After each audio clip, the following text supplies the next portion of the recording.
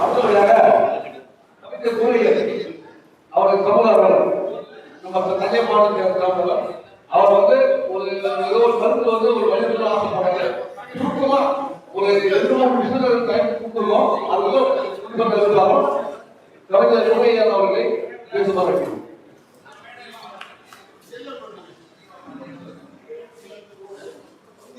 சுதந்திரம் கிடைத்தால் சொர்க்கம் கிடைக்கும் என்று சொன்னார்கள். துயரம் போகும் தேனும் ஓடும் என்றார்கள். பதவி கிடைத்ததும் மக்கள் நலனை பார்க்க மறந்தார்கள். பணத்தை சேர்க்க வேண்டும் என்று ஆராய் மறந்தார்கள். கொடியை ஏற்றி கோஷம் போட்டவர் கொள்கை மறந்தார்கள். கோடி கோடியால் பணத்தை சேர்த்து குடிக்க பறந்தார்கள். தூக்கு மேடை துப்பாக்கிக்கு துணிந்து போனார்கள். தூய உலகம் வேண்டும் என்று துடித்து போனார்கள். இயக்கம் கொண்ட இவர்கள் வாழ்வை இன்று திளைத்தார்கள். ஏறி போன ஏழையை என்று வெட்டி முடித்தார்கள். இது ஒரு கவிதை அடிகள் அல்ல. இன்றைக்கு சமூகத்தில் நாம் காணுகின்ற காட்சி. சுதந்திரம் பிரகடனமாயிற்று. நள்ளிரவில் மற்றற்ற மகிழ்ச்சியோடு சில தலைவர்கள் ராஜாஜி அவர்களை சந்திக்க போகிறார். அவர் தனிமையிலே உட்கார்ந்து ஏதோ மனச்சுவை கம்பியவர் போன்று அமர்ந்திருந்தார். அவரை போய், ஐயா அவர்களே, சுதந்திரம் பெற்று விட்டோம் என்கின்ற மகிழ்ச்சி உங்களுடைய முகத்திலே தொழிக்கவில்லையே என்று கேட்டபோது அவர் சொல்கிறார், இதுவரை வெள்ளைக்காரர் போனால் போகும் இடையும் என்றார்கள் என்ற கருத்தையே சுட்டிக்காட்டி அவர்கள்தான் இந்த நாட்டிற்கு எல்லா குறைகளுக்கும் காரணமானவர்கள் என்று சொல்லிக்கொண்டே காலத்தை கழித்துவிட்டோம். பொறுப்பற்றவர்களாக இருக்கக்கூடிய நம்முடைய மக்களை பார்க்கும் போது எதிர்காலத்தில் சுதந்திரத்தினுடைய மற்ற மகிழ்ச்சி என்பது கடைக்கோடி மகனை சென்று விடாமல் இருக்குமோ என்கிற ஏக்கம் என்னுள் துளைத்துக் கொண்டிருக்கிறது. அதனால் என்னுடைய இதயத்திலே மகிழ்ச்சியை அனுபவிக்க முடியவில்லை என்று சொன்னார் ராஜாஜி அவர்கள். இந்த கருத்தை சொன்னவுடன் நான் ராஜாஜியினுடைய பின்பற்றாளர் என்று கருதிவிட வேண்டாம். எப்பொருள் யார் யார் கேட்பினும் அப்பொருள் மெய்ப்பொருள் காணும் அறிவுக்கு சொந்தக்காரன் என்பதால் மட்டுமே இதை சொல்லியிருக்கிறேன். நமக்குள் 2 இருக்க வேண்டும். ஒன்று முக்கியமானது என்னவென்று சொன்னால், அநீதியை எதிர்க்கும் போது கோபம் வர வேண்டும். இந்த சமூகத்தில் நல்லது நிகழும் போது அதை நன்றியோடு நினைத்து பார்க்க வேண்டும். இந்த 2ம் இருக்க வேண்டும். அந்த கோபம் வராததற்கு ஒரு பெரிய காரணம் இருக்கிறது. நாம் வருகின்ற எல்லாவற்றையும் வாழ்வில் சந்திக்கின்ற அநீதிகளை எல்லாம் ஏதோ நீதினை என்று எடுத்துக் கொண்டோம் என்று சொன்னால் நம்மிடம் போர்க்குணம் அற்று போய்விடும். அதனால் தான் அழைத்திருக்கிறார் இங்கே நந்தினை அவர்கள். அவர்களை பாராட்டுகிறேன். இங்கே ஒரு அருமையான சகோதரர்கள் இந்த மேடை சிறப்பு அமைவதற்காக போராடி கொண்டிருக்கிறார். அன்பு சகோதரர் மகேந்திரன் அவர்கள் அமெரிக்காவில் சென்றிருந்த போது விண்வெளி ஆய்விலே கண்ட விவரங்களை எல்லாம் அங்கே காட்சிப்படுத்தி இருந்த ஒரு நிகழ்ச்சியில் நான் ஒரு காட்சியை கண்டேன். எப்படி நாளில் மைக்கேல் பாரிஸ், நீல் ஆம்ஸ்ட்ராங் போர் அந்த விண்வெளியிலே களமிறக்கி வெற்றி காண்பதற்கு திரும்பி வந்தவர்கள் என்று உங்களுக்கு நன்றாக தெரியும். அதிலே மைக்கேல் பாரிஸ் தாய்க்களத்தை சேர்த்தியவர். நீல் ஆம்ஸ்ட்ராங்கையும் 8 ஆண்டுகளையும் இந்த நில உலகம் முழுவதும் உள்ள மக்கள் ஒவ்வொருவரும் நிலை கூர்ந்தார்கள். அந்த பயணம் வெற்றி பயணமாக அடைவதற்குரிய என்னை இந்த உலகமே மறந்துவிட்டது என்று மைக்கேல் பாரிஸ் பதிவு செய்த ஒன்றை நான் நினைத்து பார்க்கிறேன். அந்த வகையில் இந்த மாநாடு வெற்றி பயணமாக திறந்தோறுவதற்கு தன்னுடைய பணியில் ஆற்றிக் கொண்டிருக்கக்கூடிய மகேந்திரன் அவர்களையும் அவர்களோடு ஒன்றிணைந்து இங்கே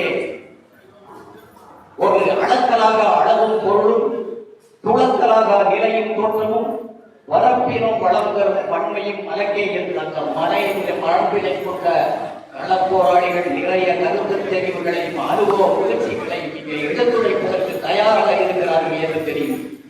என்னை இந்த மேடையில் அனுபவிப்பதற்கு முன்னாலே மேடை தலைமை ஒரு கட்டளையிட்டது. சில நிபுணர்கள் எடுத்துக் கொள்ளுங்கள் என்று சொல்லி ஒரு பேச்சாளர் பேசிக்கொண்டே இருந்தார். உரை சிறப்பாக இருந்தாலும் காலமறியாமல் பேசிக் கொண்டிருந்தார். அவரை பார்த்து ஒருவர் சொன்னார், இவர் நெடுங்காலத்திலேயே பார்க்க மாட்டாரோ என்ற ஒரு கேள்வியை எழுப்பினார். இன்னொருவர் சொன்னார், அவர் கடிகாரத்தை பார்க்கவில்லை என்று சொன்னாலும் பரவாயில்லை, நாள் காட்டியாவது பார்த்திருக்கலாம் என்று சொல்லி, உங்களுடைய முகத்தில் ஓடுகின்ற முக்கள் என்னுடைய சொற்களுக்கு இடையூறாக வரும்போது அவர்கள் காலத்தை வரையறுக்க வேண்டிய அவசியமில்லை. நான் இதை ஏதோ ஒரு கருத்திற்காக சொல்லி சிரிக்க வேண்டும் என்பதற்காக நான் சொல்லவில்லை. சிறந்த கருத்துக்களை உருவாக்குவதற்கு ஒரு விவசாயி தன்னுடைய நெல் மூட்டையிலே நிர்ணயிக்க குறையும் என்பதற்காக கணக்கான நடந்து போது சற்று குறைக்க வைத்து விட்டால் இன்னும் கொஞ்சம் கொள்ளக்கூடியதாக அந்த சாக்கு அமையும் அல்லவா? அதை போல இன்னும் அவர்கள் பேசுகின்ற அரிய கருத்துக்களை உருவாக்கக்கூடியவர்களாக அவர்களை உருவாக்க வேண்டும் என்பதற்காக நான் சொன்னேன். அதனால் என்னுடைய வயது முதிர்ச்சியும் என்னுடைய கருத்து தெளிவும் நகைச்சுவையாக இருப்பதை கண்டு நான் ஒரு போராளியாக இருக்க மாட்டேனோ என்று தீர்த்துவிட வேண்டாம். தமிழகத்திலேயே இப்படி ஒரு நிகழ்ச்சி நடந்திருக்காது. ஒரு ஊராட்சியினுடைய தலைவர் அவருடைய பதவி பறிபோகிறது. பதவி பறிபோகம் என்றால் அந்த ஊராட்சி மன்ற அலுவலகத்தையும் அந்த அலுவலகம் இருந்த இடத்தையும் விற்றுவிட்டு போன ஒரு நிகழ்ச்சி. அதை எதிர்த்து போராடியதற்காக எனக்கு அரியலூரிலே நடந்த வெடிகுண்டு விபத்து வழக்கிலே என்னை இணைத்துவிட்டு பல நாட்கள் என்னை விசாரணைக்கு உட்படுத்திய போரை நான் சந்தித்திருக்கிறேன். இன்னும் எண்ணற்ற போர்கள். முத்துப்பேட்டையிலே ஒருங்கிணைந்த தஞ்சை மாவட்டத்தில் உள்ள ஒரு பகுதி முத்துப்பேட்டை. அங்கே ஆரம் ஜவானி என்ற அப்போது நேரத்தில் இருந்து அழைக்கக்கூடிய அந்த தஞ்சை மாநகரினுடைய அந்த தஞ்சை மாவட்டத்தினுடைய கண்காணிப்பாளராக இருக்கிறார். அவர் ஒரு அநியாயமாக ஒரு வாகனத்தை செயற்படுவதற்காக தன்னுடைய துப்பாக்கியோடு தனது வாகனத்தில் வந்து கொண்டிருக்கும் போது ஒரு சுடக்கூடாத இடத்தில் சுட்ட போது ஒரு அப்பாவி ஒருவன் காயப்பட்டு விடுகிறார். அவனுக்காக சட்ட போராட்டம் நடத்தி அந்த காலத்திலேயே 30,000 சமாதானத்தோடு 60,000 ரூபாயை பெற்றுக் கொடுத்தவன் என்பதை உங்களிடையே தெரிவிக்க எனக்கு கோபம் இருக்கிறது.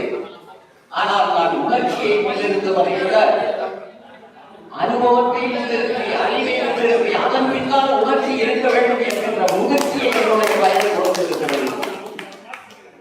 ஒருவர் பேசிக்கொண்டே இருந்தார்.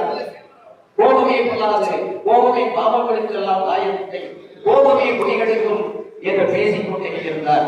அவனை எப்படியாவது கோபத்துக்கு உரியவனாக இந்த சமூகத்திற்கு சித்தரித்து விட வேண்டும் என்று ஒருவர் அவருடைய மீசையை பற்றி எடுத்துக் கொண்டு, உங்களுக்கு கோபமே வராதா சாமி?